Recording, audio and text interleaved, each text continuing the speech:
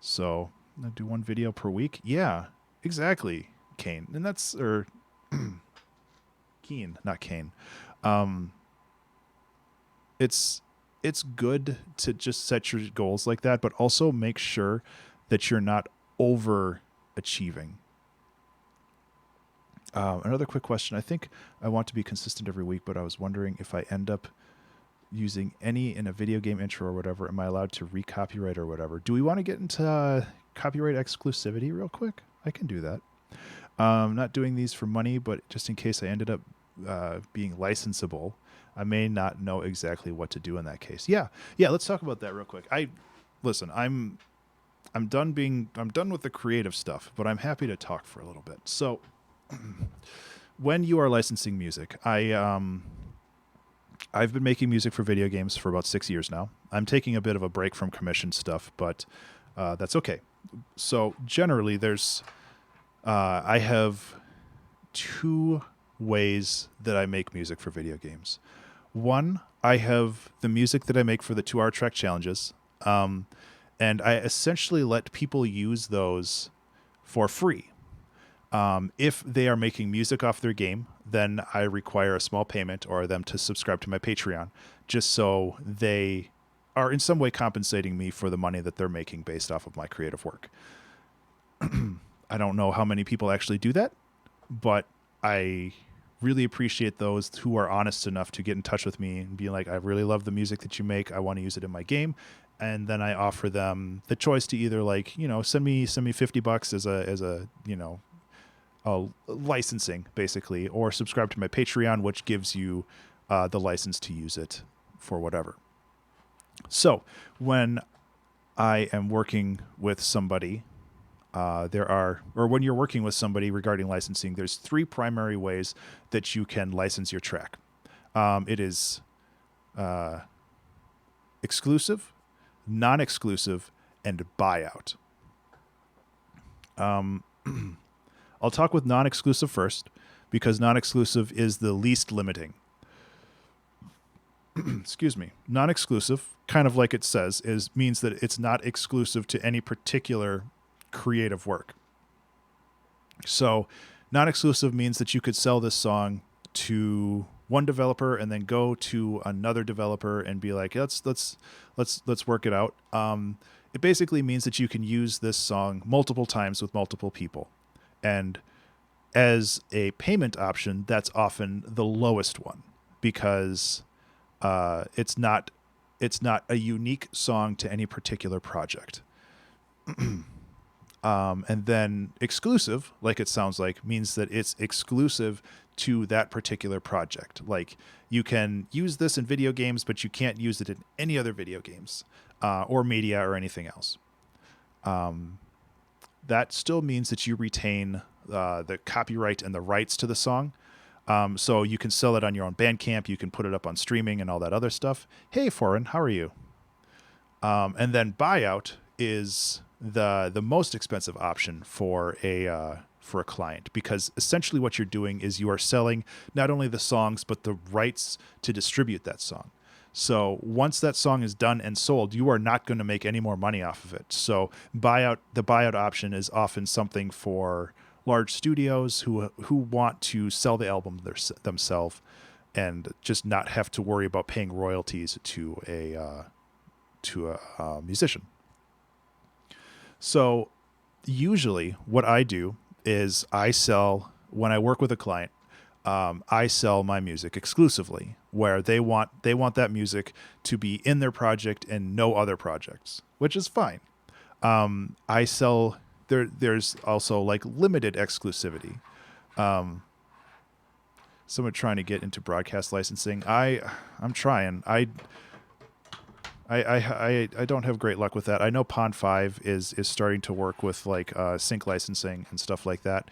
So I'm hoping that I can get some of my music in that way. But that's a whole different thing. So limited exclusivity is still an exclusive license, but only for particular types of media. And that's where a lot of my music comes in. So with something like The Maker's Eden, which is a game soundtrack that I did a while ago. I have a limited exclusive license for the game developers that this music can only be used in this video game. However, if something came along where they needed, or some like TV show or something really liked a particular song that I made, I would be able to sell another limited exclusive license for like sync and broadcasting for that song. So limited exclusivity allows me to kind of break apart what media this song is available to be used through. It gets a little confusing, but really the three main things that you should keep in mind are non-exclusive, exclusive, and buyout. Those are the three big things. Primarily, like when you're just getting started, you probably want to, or when I was getting started, I don't want to offer advice like that. When I was getting started, I offered a lot of my music for free as non-exclusive, and people would pay me if they made money off of their stuff.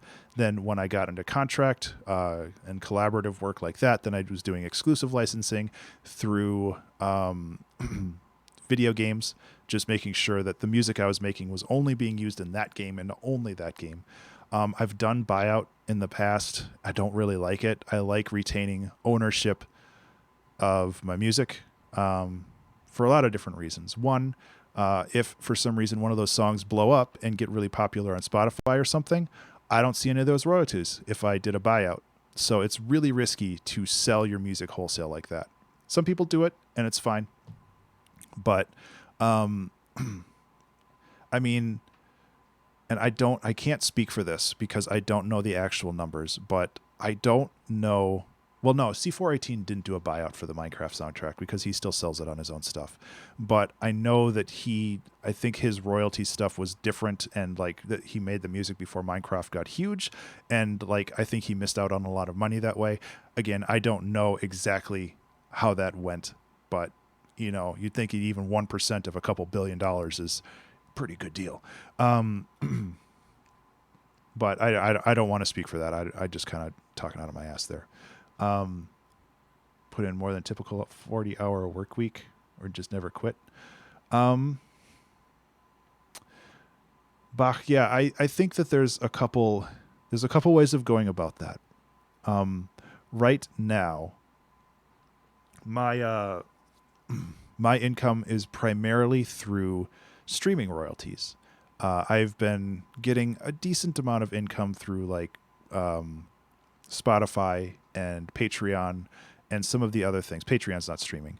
Spotify and some of the other things. I've been getting a really decent paycheck from Pretzel.rocks, which is basically like Spotify for Twitch streamers, where it's all music that isn't content ID'd. So you can put it on YouTube and YouTube won't punch you in the back of the head and be like, oh, this is content ID'd. We're going to give, 100% of all of your ad revenue to Rihanna or whatever.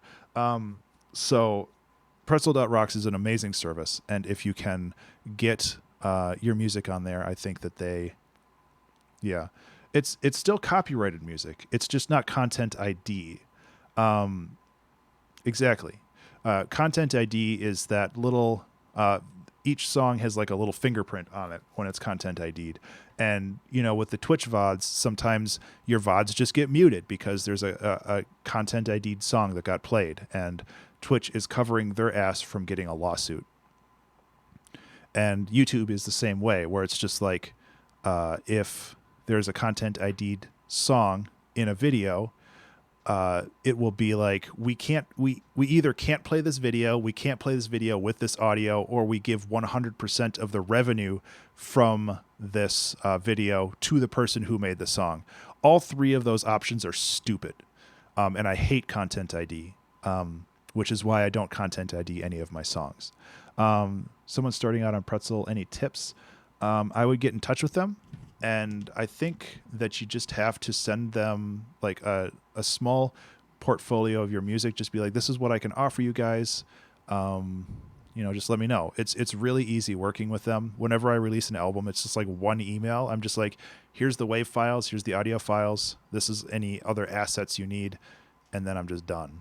And then, a day or two later, I get an email from Ryan being like, bam, it's up. And yeah, that's it. So yeah, like, and I talked about this. I'm going to get super sidetracked, but I don't care. Stream's done anyway. So 2020 goals. This is what I wrote on my Patreon January 1st, so a week and a half ago. So I talk about basically where I got all of my money creatively last year. And I did okay. Like, that ain't bad. Granted, I spent a lot of money too, but that's part of the thing. So music streaming, this is where Pretzel.rocks, Spotify, everything is there. Commissioned work, my Patreon, Gumroad for my sample packs, Twitch, which is, bits donation, subscription, all that other good stuff. Ad revenue, I guess. I don't really know. YouTube, I actually still make money off of YouTube, which is weird. Steam for color jumper sales, which is pretty cool. And then miscellaneous, which I think is just like, I can't even remember what miscellaneous was. But like, I'm not putting this out there to flex. I'm putting that out there because money is really scary to talk about, and it shouldn't be. Money is creative momentum. And I've been working at this for 20 plus years. And, I haven't had any, big hit or anything like that, but it's still something that you can do to become sustainable. And I'm hoping this number goes up next year, or this year, I guess. And it probably will. Like from 2018, I have that one too. Yeah, like 2018, I made 700 or 7,500, and this one's 10,000, which is great. Like, it's an improvement, and hopefully next year, I'll be writing this, and this will be like 12,500 or something. And breaking all this stuff down is really important for me because I need to know where it comes from, where I can focus my efforts. Like, I want to focus more on Gumroad because I think Gumroad is a really great platform, and I want to make sure that I move forward more with Gumroad because, again, it's an untapped stream that I think is working well. Like, this is passive. I'm gonna stream on Twitch whenever. YouTube, almost all of this comes from the How to Use Famitracker series. Steam, the game is released. Like, it's just going to be out there. Business tax write-offs. Yeah, these are all the stuff down here, all the expenses. I have an LLC, so I have a limited licensed contractor, I think. So I have an LLC that handles all of this. Hey, Em, what's up? We're talking about being a creative person now. And I think I should change this to just chatting, really, because I'm not making music anymore. Limited Liability Corporation. Thank you. That sounds way better. There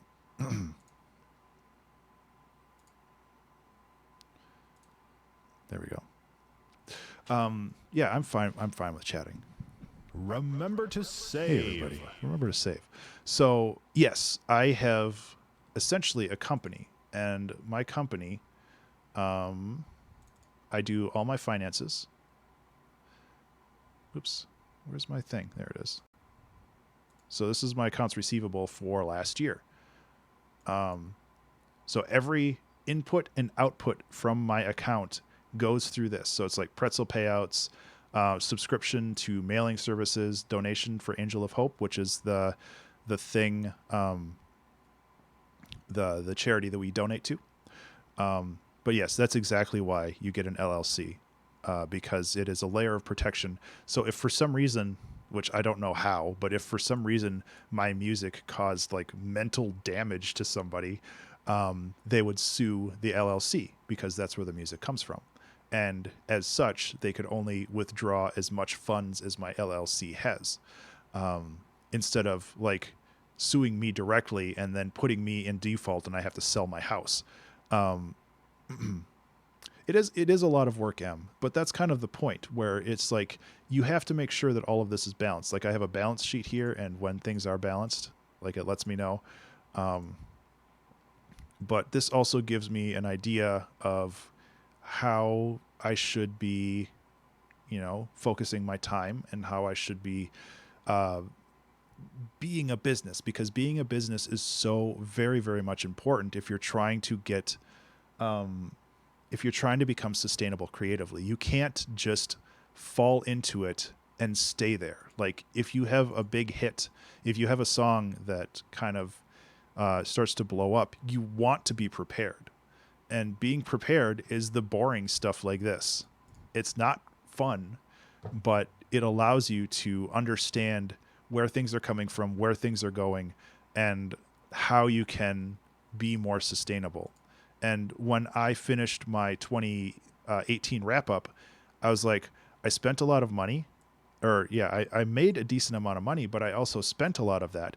And what isn't counted in here, I mean, taxes, this is taxes from 2017, so that doesn't count. But what isn't counted in this revenue is taxes. So take 30% off of that, and suddenly, like, it's almost all of it. So 7,500 times 0.33 plus the 4,759. Look at that. I made $200 last year after taxes. Like, whoops. Like, you have to be prepared for this kind of stuff. Be prepared if someone buys the album for the charity but uses the song in their game. Should I already have had my copyright ready? Copyright's a weird thing right now. I think it's kind of in flux, but I don't own any of the songs that you submit. And that's, I think, pretty clearly stated in the submission form. Let me double check that real quick, because I think I have a very specific statement at the end of this. Yeah, here we go. So by submitting your song through this form, you are giving the 2-Hour Album Challenge team and Tallbeard Studios LLC, which is me, a non-exclusive license to stream and distribute your music on Bandcamp with the intent that all proceeds from any sales go to benefit the Angel of Hope Animal Rescue. This is very, very important for me. You own the song. You own everything related to the song. If somebody wants to use the music in the game, they don't come to me. They come to you. And that's really, really important, because I don't want to be any part of any licensing from somebody else's music. That's not my bag, and I don't want to be a part of that, because that gets complicated and messy very fast.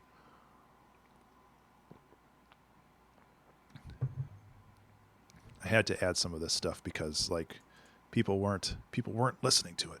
The original work was made within more or less 2 hours. Good job, Ben. I made it. So yeah, I mean, that's important. And I didn't really want to, like, super jump down this rabbit hole. And even with taxes this year, I'm still going to be paying like $3,000, which is shitty. Actually, I mean, that's just part of doing business, really. And you just roll that into your finances. I think I have that net income, bank balance. I have that somewhere where it's just like, yeah, roughly 3,500 is going to go to taxes this year. You hate talking about money, and money is difficult. Money is difficult to talk about, but it shouldn't be. And that's really one thing that I want. I want to talk about this stuff because I don't want people to be scared by it. There was a book, and I'm trying to remember the name. I think it's like You're a Badass at Making Money or something like that. And I had mixed feelings about the author in general. It was a good book, and it had some really good ideas, but I think that one of the things that it made me realize is that money is a relationship. It's something that there's give and there's take, and you have to be able to invest and be okay with loss, and you have to be okay with gaining, and you have to learn that money is not status. Money is potential. And I think that it's important that you realize money as potential instead of some kind of status symbol. So you'd say you're growing in a positive direction. You don't feel pressure to give it up, and you have a more normal job for the bills. Yes, exactly. I have a day job that pays decently, and more importantly, the day job gives me flexibility to work on my creative stuff when I can. Like, I think technically I'm on call right now, but I know that this weekend's really quiet, so it's not going to bother me. Yeah, I am a software developer by day. Really, I'm more of a team lead at this point. I got excuse me, some people that I'm working with, and I'm working with development lead. That's probably a better way of putting it. Dog walking, listen to podcast. Oh, that's awesome. Um, yeah, exactly. But getting back to the idea of money. I like to think of money as creative momentum, because creative momentum is really what it is. Like, having this available facilitates doing more things. Like, last year I bought a new laptop because my old laptop was getting old and it was just not keeping up with what I wanted it to do anymore. So I sat down and I looked at my funds, and thankfully I was being conservative last year, and I was like, I can afford the money that it takes put um, to put towards a new laptop, and that was really important. And that's what I mean by creative momentum, because that laptop allows me to make new games. I can work on game development again, and I can do all of this stuff that's really really valuable to me. And I wouldn't be able to do that if I didn't have the funds available. Um, and that's what I mean by that. Or I could take that money and I could do an advertising campaign, which in theory, ideally, would generate more money for me, which would allow more things to come in. And the thing is, it's like, you don't need several $1,000s for any of this to happen. Like, I started with zero. I started with $0 probably six or 7 years ago. I didn't have anything. And I mean, I had my experience. I should say that. I had my experience for making music for 15 years back then. But I didn't have anything in the way of a business. And building that takes a lot of time. And even if you have $20, even if you have $50, you're able to go out and invest in yourself and invest in your creative projects. But you have to make sure that what you invest in is going to help you in some way with those creative endeavors, whether that's investing in Valhalla Room or getting some hardware that is going to help you better your music production or any kind of creative work. It's making sure that what you have is actually what you want to do with it. And I've been a bit of a miser in the past when it comes. Oh, this is open over here. When it comes to money, and I'm trying to get away from that a little bit, simply because it's so easy to hoard everything. And right now, up until last year, I realized that I was just hoarding stuff, and that's having a bunch of money in the bank isn't great. Like, it's great for protection. Like, if you lose your job, you have, money that will get you through the next couple months while you find a new job. That's great. But beyond that, all it's doing in there is languishing. It's not benefiting you in any way aside from making you feel good about yourself. And last year I realized that I was hoarding the money that I had from my business. And that's not good. Like, I should take that money and I should invest it somewhere, or I should take that money and buy an advertising campaign, which will hopefully get more people to listen to my music on Spotify, and I can get that money back. Along with the added benefit of now people are listening to me on Spotify, or like Twitter ad campaigns or anything along that line. Because if it's sitting in your bank account, it's not doing anything. It's potential energy instead of expended energy. And I like using the term potential energy because it allows you to think of it as a different way. It's not just things you can buy. It's the potential of solving a problem or anything like that. Yeah, I am the same way, Naz. My family was not very wealthy growing up. I know at one point, like, my parents, I think they came into some money and they built a house, and then my dad lost his job, and like, we lived in that house for a year and we had to move out of it because we couldn't afford it anymore. And it's like, I loved that house when I was a kid and I really miss it, but It's like that we lived in a townhome for 3 years, like across the street from a fire station, which was an experience. But yeah, it's just if it's something, you have to get serious with that, and building the LLC, and thankfully maintaining an LLC in my state, Minnesota, is cheap. And I know if you're in like California or something, it's very expensive to maintain an LLC. So it really depends on where you live. But even just going in and creating that Excel spreadsheet where yeah. Yeah, it even having an Excel spreadsheet just to show like this is what I earned and this is what I spent, and oh no, I'm spending more than I'm earning, or oh no, I'm earning way more than I'm spending. Like both of those are bad. And you have to find that balance. And even if you're not paying taxes, even if you're not doing any of that stuff, which I mean technically you should be paying taxes, but you know, the government has enough money sometimes. I live in Minnesota. I live in Minneapolis. But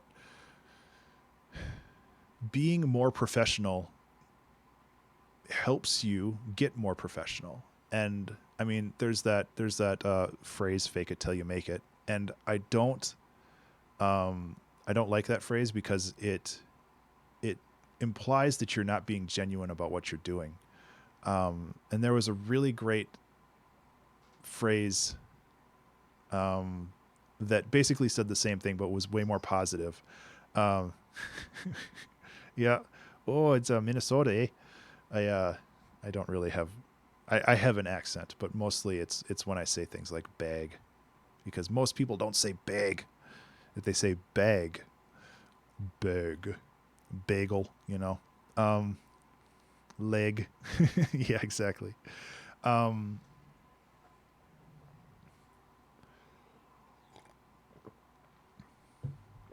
can't remember that phrase. But it was essentially just like something about owning it. Instead of faking it till you make it, you like something until you own it. Yeah. But yeah, the idea of faking it until you make it is important, because here's a secret: nobody knows what the fuck they're doing. Like, there you go. That's the secret. Nobody knows what they're doing. They're all just flailing around, and sometimes they strike gold. And when you pretend like you know what you're doing, you're basically 90% of the way there, as most other people are in the professional world. And it's important. Remember to save. God, I've been talking for like a half hour. Using Mac laptop with everything I do, and I need to save up an actual computer. Yeah. And I mean, it's all unique to your own. Yes, do remember to save though, because that's important. It's all unique to your personal needs, and that's why it's important to be mindful about this stuff. Because if you're not paying attention to like your income and your expenditures and all this other stuff, you don't know where you're investing your money, and that's really dangerous. Because it can be one of those things where I can be an impulsive buyer sometimes. There's definitely things that I've purchased where I'm just like, wow, that was a bad idea. But now that I have this checking account that has money specifically for my creative endeavors,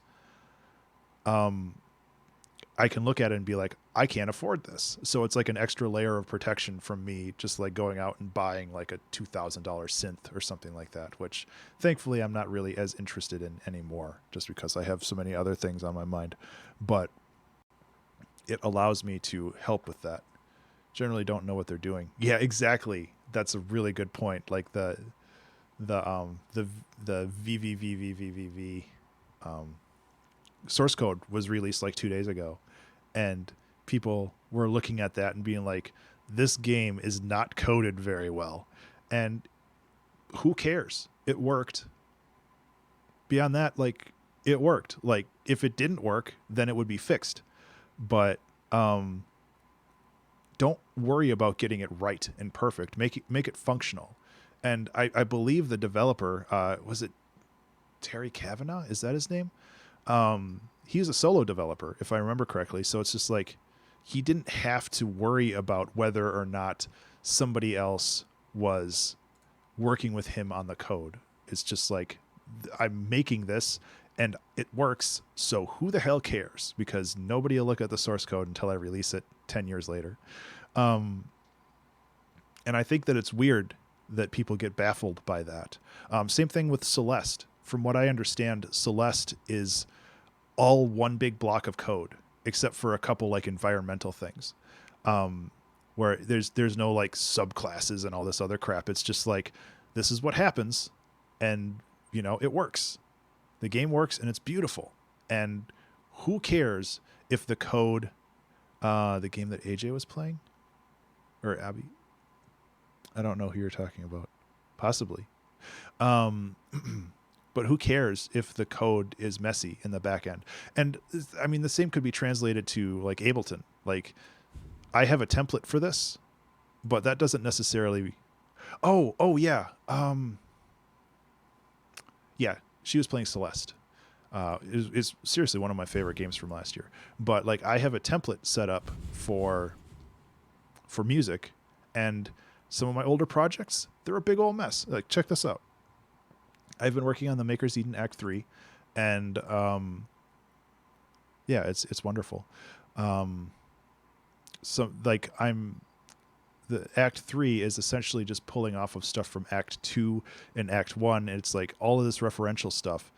And it's like, it's a mess. Like, all of this stuff is just like unorganized, and it's just like all flopping around in there, and like, what are you supposed to make out of this? Like, it's not organized, but who cares? It still sounds good. That's the point. I got a little sidetracked there. But yeah, so I'm probably going to be working on this over the next week or something. Yeah. Right. This is all like default Ableton stuff. Like, when you create a new thing, it makes a new color for it. So I was just going off of that, I guess. Yeah. And I honestly, I'm totally fine talking about this stuff whenever. Like, it was good that we got a chance to sit down and chat after the stream. Like, honestly, I think I've been riffing on this for about 20 or more, like 40 minutes now, and that's totally cool. It's like basically a podcast. I mean, all this is going up on YouTube too. So if somebody wants to sit through all that and listen to me yammer on for so long, like, I think that it's important. I think that it's really important that people are more open and talkative about this stuff, because it's not a competition. It's never a competition with this. It's so important to just talk about this and be open about it. Yeah, and I used to do that, Foreign. I had a series on YouTube called the Creative Exploration Series, where I basically did that. I don't anymore, just because it was so busy, or it was so difficult for me to maintain the video production. But if you wanted to listen to me and look at me when I was much younger and I looked weird, you're welcome to do that. And I do this still on my Patreon. I have a podcast on Patreon at the $5 level, where I have a podcast that I put out every week that is basically the same thing. They're all like 5 minutes long, and just talk about different things and all that stuff. And I'm not trying to sell my Patreon or anything, but is it mentor? You have business for your time? Yeah. I can send you my rates and stuff. I'm more than happy to work with you. Oh no, I've been considering about becoming like a mentor or a business developer or some kind of, not necessarily. It's, the word life coach has a lot of problems associated with it. I have somebody that I talk to for business developer. I pay her to chat every month, and it's great. We talk for a half hour, and we end up kibitzing a little bit after that, which is a lot of fun too. And I'm happy to work with people to try to become a little bit more motivated toward their goals. So yeah, feel free to. Oh, yeah, they're great. They're wonderful. Feel free to get in touch with me. You're on Discord, I believe, so we can talk on there. Yes, she is Canadian. She's wonderful. So yeah, send me a message there. I haven't officially done anything with life coaches, but I definitely want to. I want to start because I feel like I would be a very good mentor. I think that's I love teaching and I love helping people succeed, and that's basically what a life coach or a business developer or any of those people do. So okay, I think I ran out of mouth juice. I need to eat something. Oh man, that was a lot of fun talking though. And thank you so much for being a mouth, not milk, which is even grosser. Thank you so much for hanging out though. I've been talking. I've just been talking so long. Yeah, absolutely, Madam Barry. And of course, I'm always happy to talk about this stuff on the Discord or on the stream or anything else. Like I always want to talk about this, and if I can help people, I absolutely want to help people. And with the development stuff, if you want to talk to me on a one-on-one thing, and I can help you grow personally and professionally, I want to be available to help you with that too. But you know that takes a lot of time for a one-on-one session. So yeah, that would just be something that we work on an arrangement for. Oh, Twigglies? I don't even know. Am I not following Twiggly Bits?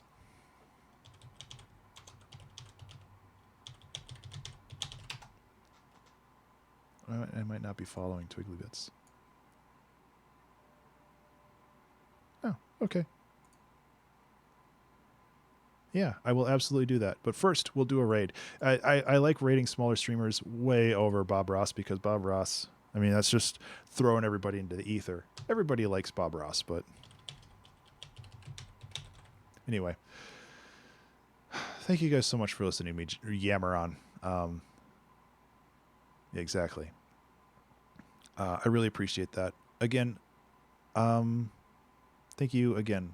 I mean, just for everything. Like I know the song wasn't perfect. The song was good. The song wasn't great. It was good. And that's okay. And we had a really, really lovely discussion based off of that song, which essentially justifies its existence more than anything else. So I really appreciate everybody sticking around. And yeah, those are the best. And offering really great conversation. That means a lot to me. So I'm going to get going, and I'm going to eat something, I think, and I will talk to you later. There will be a listening party stream tomorrow at 6 p.m. Central Time, or like 6:30 p.m. Central Time, where we'll sit down and listen to all of the submissions that that happened during exactly. That happened during the 2-hour album challenge. We're going to sit down and have a listening party there. So that's going to be a ton of fun too. So in the meantime, I'm going to get going. We'll raid Twiggly, and I hope everybody has a good rest of the day.